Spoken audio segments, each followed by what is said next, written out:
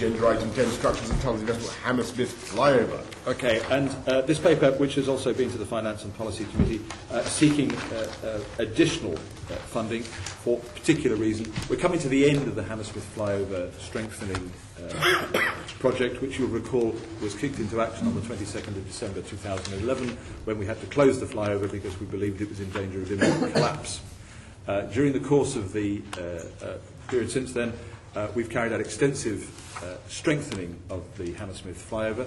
That has involved completely restringing it with new post-tension cables, and that restringing prolongs the life of the flyover sort of indefinitely, really, for as long as the concrete remains in good condition.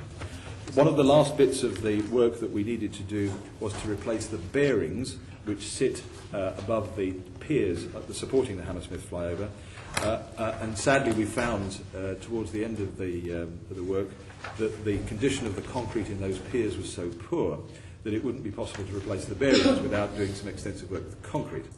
Now, this is quite tricky because the Hammersmith flyover is a post-tensioned steel-cabled concrete structure, which is rather like trying to carry 12 books by holding the ends and by holding them on the ends and pushing them in. And as a result of that, we have to jack up the flyover by a few millimetres about 60 times whilst we get in and change the bearing. All of that has delivered, I'm afraid, an overrun in terms of cost. It led to a disagreement with the contractor, which has now been resolved following legal advice and some tremendous help from London Underground. And so, therefore, we find ourselves asking for this additional financial authority in order to be able to complete the work. Happy? Fantastic. That's called preparatory to burying the flyover.